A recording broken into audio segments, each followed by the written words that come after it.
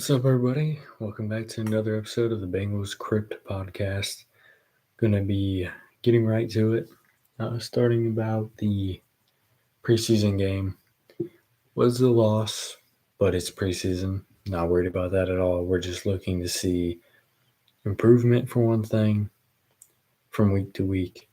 Who's going to stand out? And if we win, cool. Not too worried about that at all. So let's see. Let me pull up my notes here. I just got a few things I want to talk about from the game. So to start, tell you about the opening drive. It was a really good opening drive. Really happy with what happened with that. Joe Burrow looked great. Fortunately, T dropped that deep pass, but you're not going to catch all of them. You're just not. And it was double coverage. It would have been a tight catch. It would have been a nice catch, but he ended up getting the touchdown at the end of the drive. Biggest thing to take away from the opening drive is the running game didn't look great. If you look at it, our biggest run was the final run of the game, which was a 7-yard run by the quarterback. So, and that didn't even get the first down. That's why it was the final play of the game for us. Mary Sims, really liked what we saw out of him. He was able to block well with the first team and second team. In fact, I think he was one of the only O-linemen that blocked well on that second drive. You kind of saw him take some defenders around the quarterback, like all the way around. Maybe you like to see him keep them at the line of scrimmage, but if he didn't give him up a sack, that's all I care about. So the starting defense also had a good drive. They were only out there for one drive, just like the starting offense. They were able to get a quick 3-and-out. Logan Wilson made a couple good plays. Jermaine Pratt got in there for one. So it's pretty good starting out there. The backup offense, well, considering I was talking about Amarius Mims being the only player that played really well on the line, and he only played one drive. Not sure if that's where he got hurt, but we'll talk about that a bit later. It was abysmal. I don't know how many drives in a row. I know at least 3 or 4 in a row we went 3-and-out with the backup offense. Jake Browning wasn't really on point. He wasn't the Jake Browning we saw at the end of last year where he had to fill in for Joe Burrow, but he also didn't have the starting O-line or the starting players, so that's to be expected. Let's see, Chris Jenkins. I wanted to talk about this because he got a lot of hate this week. He got a lot of hate for giving up the touchdown where he got pancaked, the Buccaneers' first touchdown. They went down the field for 5, and then they got into the 5-yard line, and Chris Jenkins got absolutely destroyed. But if you're paying attention to Chris Jenkins throughout the game, he's getting a lot of push against these offensive linemen. He's not getting to the quarterback necessarily, but that could really blow up the running game. If he's pushing a lineman back, making the running back have to redirect, that's what we're looking for. That's what we need. Now, before I go any further, I do want to do a audio check real quick. Let me grab my phone real quick. I'll be right back because I see the microphone's only like 1 or 2 bars, so I want to make sure.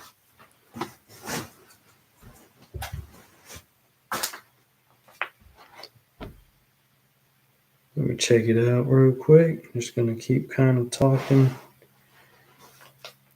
just so it keeps picking it up here. Shouldn't take too long. I just got to pull up my YouTube. Let's see.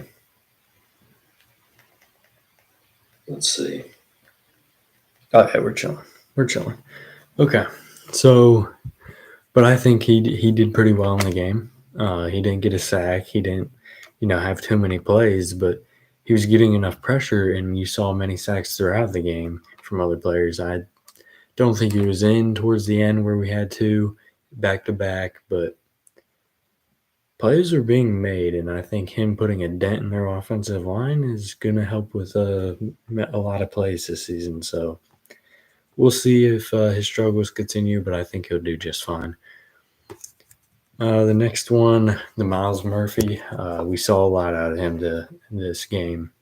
I almost said today, but it's been a while since the game.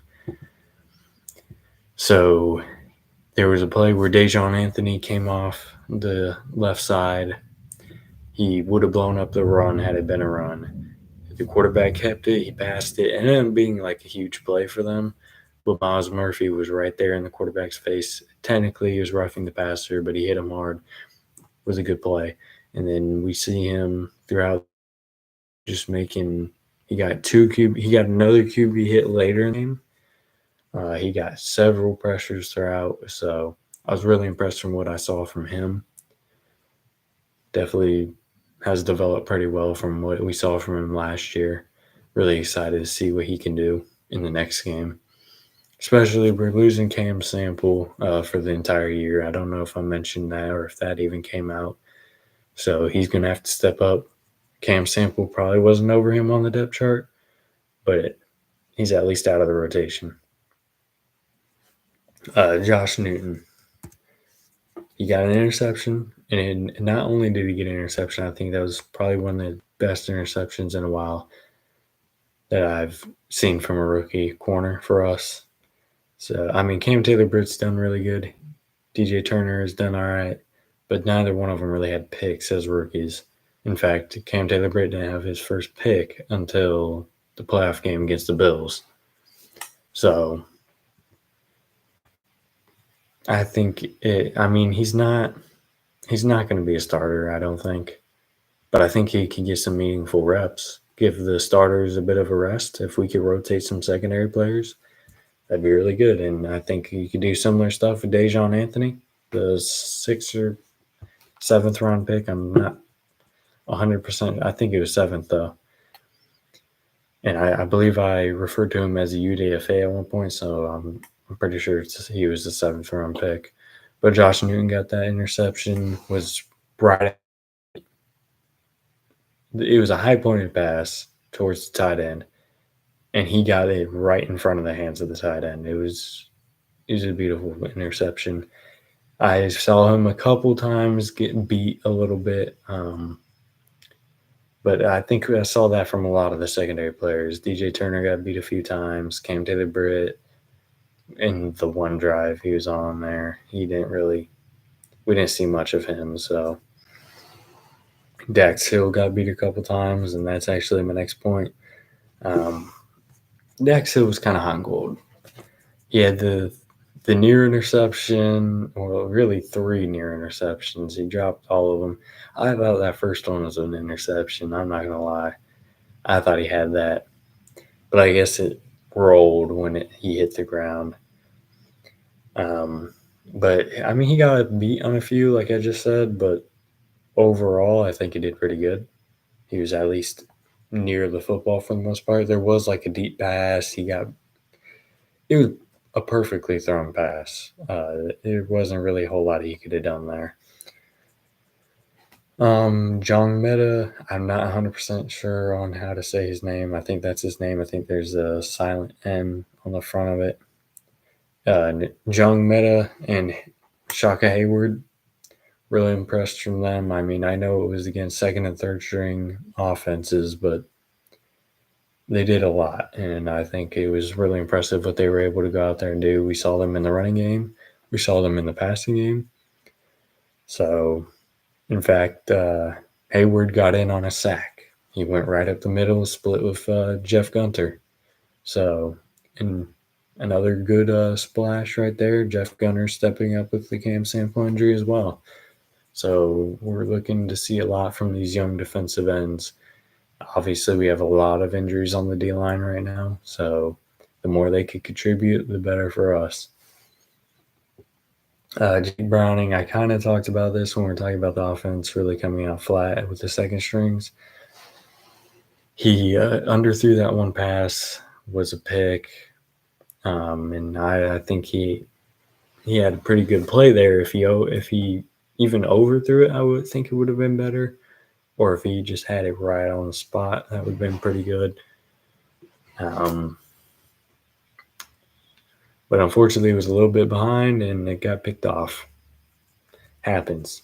you're not always going to be able to get it out in front of your receiver, especially when you don't have a lot of time in the pocket. So I talked about that sack already, and on that sack, the Shaka Hayward and Jeff Gunter sack, if you go back and watch it, there's a lot of pressure on that. I'm sorry, I'll be right back with continuing the stream. I got to do something real quick.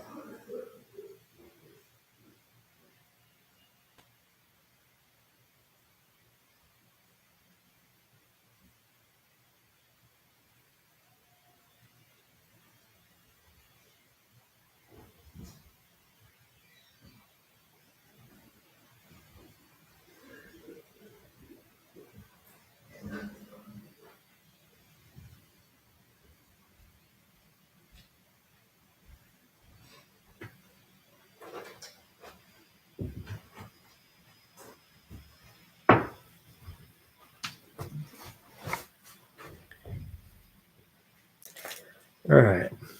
My apologies. I'll make sure to cut that out of the main stream. But we were talking about that sack. The entire D line kind of got through there at some point during the play. It was a really good play. Shaka Hayward was unblocked. He went straight through the middle. They eventually kind of chipped him a little bit, but he powered right through them. And then Jeff Gunter was coming off the edge, really crushing that offensive tackle. So they got back at the same time. It was a really good play. And then on the very next play, Travis Bell, who had been playing really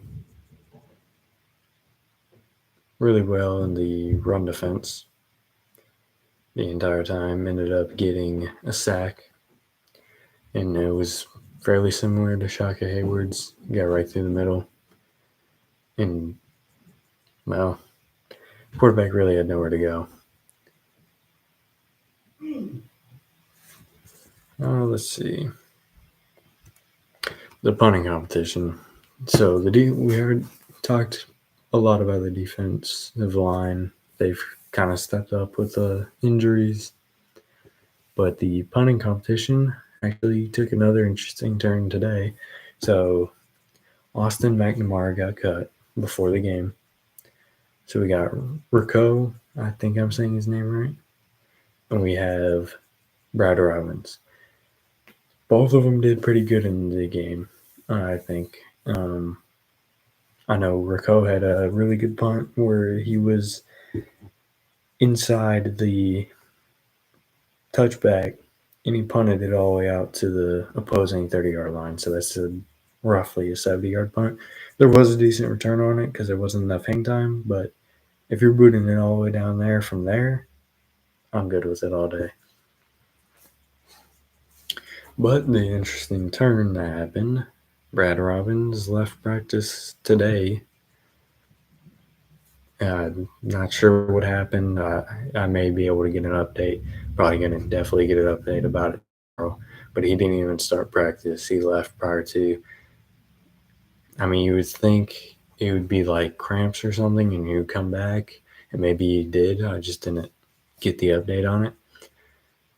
But it's very possible Rico may actually be winning that starting job due to injury to Brad Robbins. But we'll have to see, keep an eye on it. Wouldn't be mad with either one of them. I know Brad Robbins got a lot of hate last year, but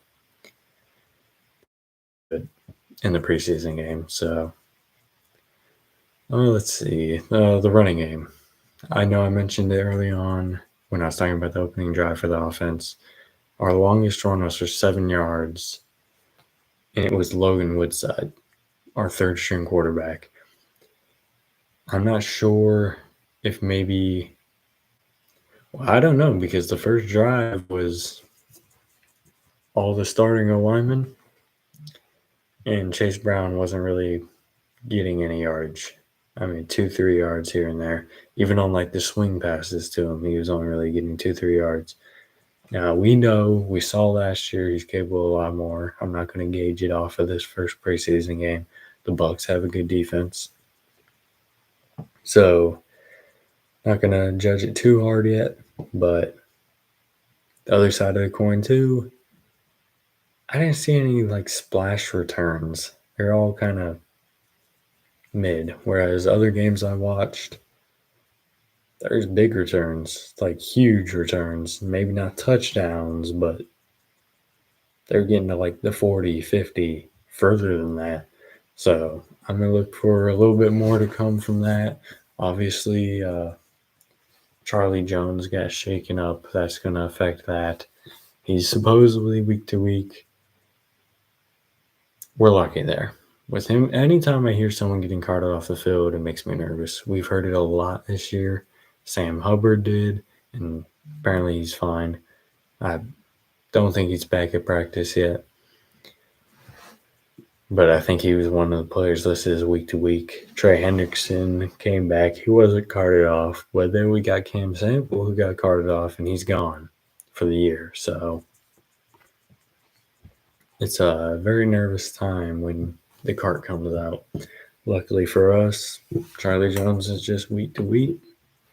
Hopefully he'll be ready to go because he showed to be dangerous last year, and then we lost him. So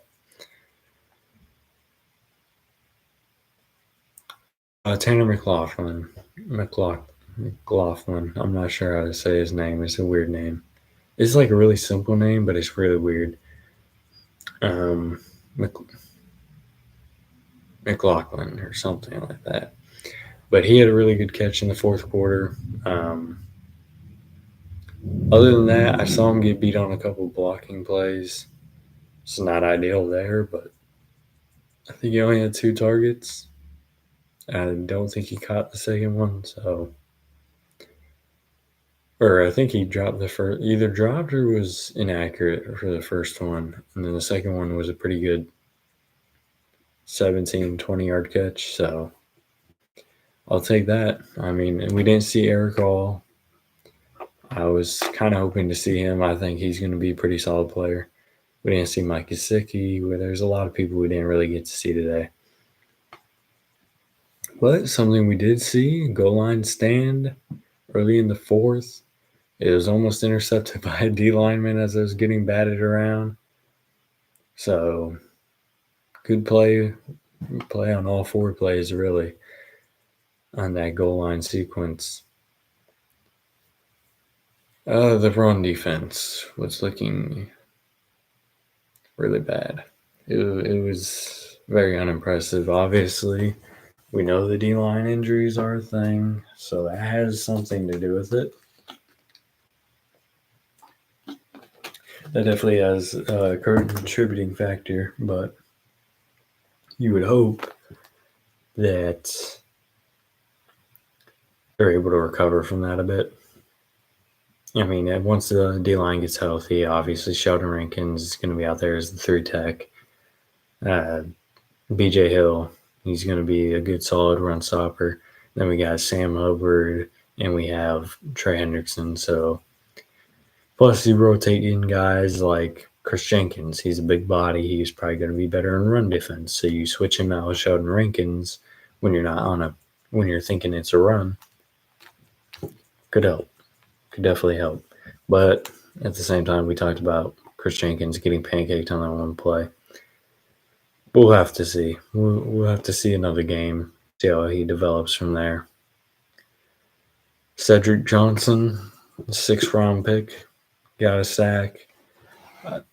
I thought it was pretty impressive. He was able to get around the tackle in a quick little swim move. got in the backfield. I didn't know his brother was playing, his twin brother. So Chase Brown, our running back's twin brother, is playing for Philly. He's their safety, Sidney Brown. And then Cephas Johnson, the receiver for the Bucks, is the twin brother of Cedric Johnson, which is interesting. Very interesting. I think they're twins. I think they said that during the live stream. I could be remembering that wrong, though. They're at the very least brothers. All right, a couple standout players that really didn't do too much, but you saw them. Elijah Collins had that really good pass thrown to him. He was able to show some bursts of speed, getting from the outside, just right down the sideline. And then Dejon Anthony, I saw a lot of plays from him. I talked about earlier the play where he would have blown up that run had it been a run. I saw him making a lot of tackles out there. He was playing pretty well in my opinion. And I mean, with him and then the Dax Hill and Jordan Battle duo, those two were right next to each other for two really big plays. One play, Jordan Battle hit stick the receiver, thought it was going to be a penalty, but it ended up not being a penalty, luckily for us. I mean, we still lost anyway, but Jermaine Burton, he's that guy. I don't know what I was expecting. Like, when he came out with the threes, I was like, all right, he's probably not going to get too many snaps. But when he caught that deep 39-yard pass,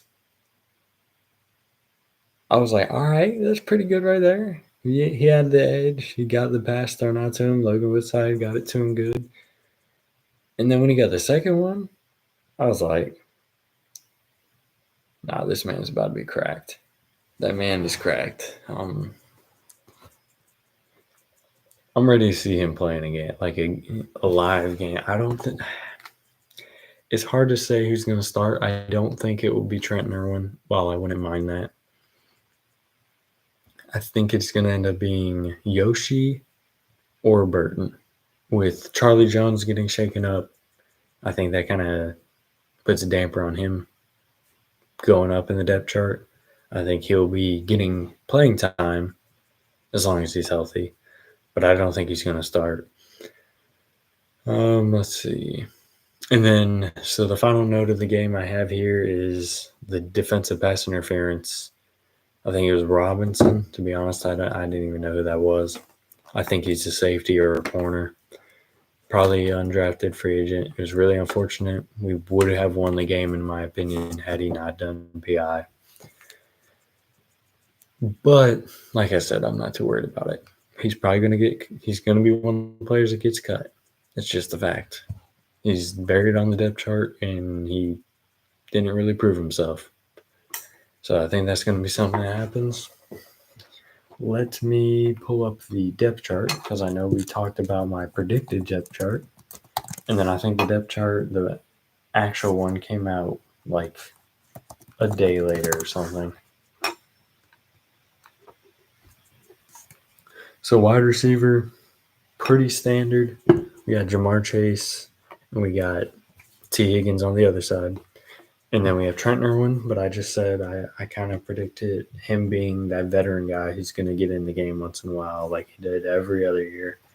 I think either Yoshi or Burton will end up starting there. Yoshi's currently the 2 behind Chase, and Burton is the 2 behind Higgins. And then kind of at the bottom, the 3rd, and then I think, Charlie Jones is the 2 in the slot.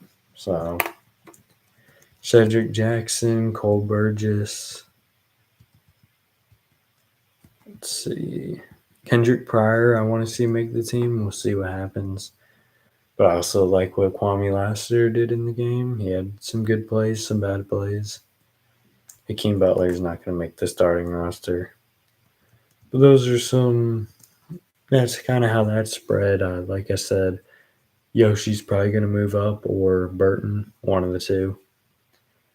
For the O-line, nothing's changing other than maybe right tackle. It's going to be Orlando Brown, Cordell Volson, Ted Karras, Alex Kappa, and Trent Brown. Unfortunately, with the Amarius Mims injury, we know he's not going to play another snap in the preseason. He's probably going to be ready for week 1, in my opinion, but I'm not a doctor, so it doesn't really matter much. I think we have an opportunity to get him as the starter in week 1, but I think it's going to be more so Trent Brown takes it. Trent Brown's injury prone. So he's probably going to get injured at some point. Mary Mims comes in and plays. Or Trent Brown, who really pissed me off.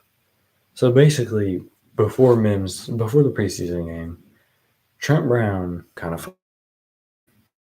out from the start of the regular season. And I get he's injured, and then he's talking about how I'm going to win the starting job. I ain't worried about it. Like, he was way too confident that he's going to win that starting job. It kind of ticked me off because he's not putting in the work. He's just getting it for free, in my opinion. And it's a little irritating. I think he scammed a lot of teams, getting a lot of money. The Raiders were the one team who wasn't making a lot of money, but he kept having random injuries from week to week that just kept popping up. I'm not a big fan of him. When we signed him, I was very hesitant to appreciate the pick for what it was, or the signing for what it was. But Marius Mims hopefully gets the starting role at some point. Behind them, Jackson Carman. I forgot to even mention this when we are talking about the game. That man is terrible. Holding penalty, false start, getting beat. There was a point where Elijah Collins had to pick up a block for him and did better than him, and he's a running back. So, just something you need to keep in mind. Jackson Carman, would love to see him get cut, but then we only have Devin Cochran behind him and Deontay Smith on the other side. Not ideal, but at this point, let Cochran play number 2 spot or Smith. You get Carman out of here. He's a waste of money. Volson will be fine. If we have O-line injuries, I'm nervous because there are not a lot of big names. Other than we can handle one at one of the tackle spots, but not 2. Tight end, we got Drew Sample as the starter, which kind of surprised me. I thought Mike Gesicki would be the clear starter, and he very well could be. They're just trying to push him to play better in the preseason if they're going to let him play. I know he didn't play in the last game, so maybe that's also telling that he's actually the starter. Don't know. And then the other 4 are just kind of thrown into the 3rd spot. Tanner Hudson kind of struggled today, or that day too, so we'll have to see. Jake Browning has a rib injury. It's going to take him out for some weeks. If he's not ready to go, Logan Woodside will be the 2 until he's back. I am not gauging anything off this preseason game for Jake Browning. I think he's a good backup quarterback. No need to panic on that. Has Zach Moss listed as the 1. Zach Moss was sick, so we didn't see him in the last game after Chase Brown failed to record a run over 7 yards. Probably going to stand for a little bit, but I think Chase Brown will be the receiving back. Travion Williams and Chris Evans will make the starting roster. Elijah Collins has a chance, but unlikely. I think he's a good practice squad candidate. D-line, let's see. We got Sam Hubbard, Sheldon Rankins, B.J. Hill, and Trey Hendrickson all starting.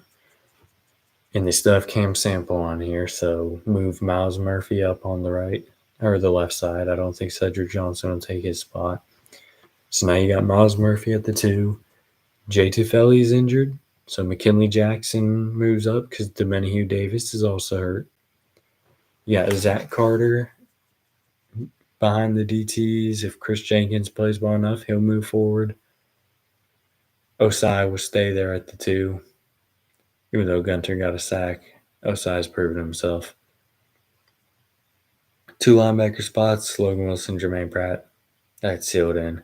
Now the backups, I think Joe Baki can take a step backward, Shaka Hayward or Miami Maima Jung Meta. I'm gonna have to struggle through his name for a while till I actually learn. One of them, I think, is gonna take the number 2 spot, and Akeem Davis Gaither is the clear 2 on the other one. Secondary. So we have Mike Hilton, Cam Taylor, Britt, DJ Turner as the starting corners. Jalen Davis is listed as the number 2 slot, as he has been for forever. Nate Brooks and Dax Hill are listed the 2 for the outside. I'm thinking Dax stays, Nate Brooks falls back for Josh Newton. And then the safety situation, we got Geno Stone and Von Bell. I think that stays the same. Only difference, I think Dejon Anthony picks up the number 2, replacing Tyson Anderson. And Robinson is confirmed a corner, Lance Robinson. In terms of special teams, I think Ryan Rico will take the starting spot due to injury. Evan McPherson clearly going to be starting there. Charlie Jones is listed as the starting punt returner. With him out, Trent Irwin moves up. And then the kickoff returner is Travion Williams with Chase Brown in the second spot. I think Chase Brown has a decent chance of actually picking up that number 1 spot, though. Didn't really see anything from the returning game at all in this game, though. But that is it for the depth chart. So injuries. We've talked about quite a few already. We've made a lot of signings. We ended up signing a couple D tackles, Carlos Davis, and I can't think of the other one right now. But those 2 got picked up. We cut Austin McNamara, the punter. We cut it like a corner or something, too. So that was because of the D-line injuries. So we have Cam Sample out. We got, let's pull up that depth chart one more time because there's a lot of names in there. Domenico Davis and Jay Tufeli. All 3 of those are injured. Plus, you got Hendrickson coming back. Sam Hubbard's still injured. So, and McKinley Jackson got hurt too. So we haven't even seen him play at all. That's just the D-line. So then we have Brad Robbins now, potentially. I still need to look up more on that. And then we have Jake Browning, Charlie Jones.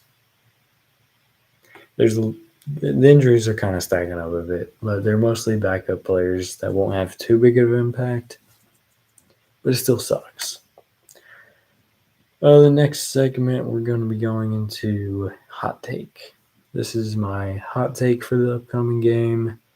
I think Chris Jenkins is going to rebound significantly in this game, knowing that no starters are really going to be playing for us. I see the Bears potentially starting some starters. And I think he's going to get 2 sacks in the first half. And he's going to get at least 3 stuffed runs in the first half as well. I think that is going to be something that everyone wants to see. Maybe it's unrealistic thinking, but that's my hot take for the upcoming game against the Bears. Let's see. Don't really have too much more right now. I'm hoping we get an updated depth chart here soon. But another thing to think about, typically you're seeing changes in the depth chart because you're making cuts. No cuts, unless you want to, are going to have to be made until the 27th or 28th of August. Years past, it's like, all right, week 1, you got to cut like down to 85. You got to cut down to 80 the next week, and then it's a big jump to the 53. That's not happening this year. You're going straight from 90 or wherever you're at all the way down to 53 with the 12 people on the practice squad. That's how that's going to go. So that's the thing. The kickoff, I don't know how I feel about it. It's kind of weird. I get it's supposed to promote returns, but I think it also promotes offense because shorter fields, like say you don't hit it in that range because you're trying to, squib it, but it didn't reach that range. Automatic 40-yard line. It's like it got kicked out of bounds. You get a touchback, it's now 30-yard line. If it bounces, that is where you get it. Like, so it hits inside the zone where it doesn't give you the 40, but then it rolls into the touchback. That's 30. I'm sorry, that's 20. 20-yard line starting point. So that's where it helps a little bit, but it promotes returns. You don't want to let it bounce into the touchback because then you're going to be at the 20. But at the same time, you don't want to, you're going to be forced to return things essentially. Not really hearing too much out of practice. I didn't really look into it too much today. Probably should have. The big things I saw was the Jake Browning and Ryder Robbins were shaken up. I'm not sure if Jake Browning was in practice or in game, but I did see that. I didn't really look at my opponent, the division rivals, too much during this one. I'll probably go back and watch some of those games, but it's preseason. I focus more on my rivals week one time. Obviously, there's certain players that are going to prove themselves in the preseason, but I don't have to worry about that until the actual season starts.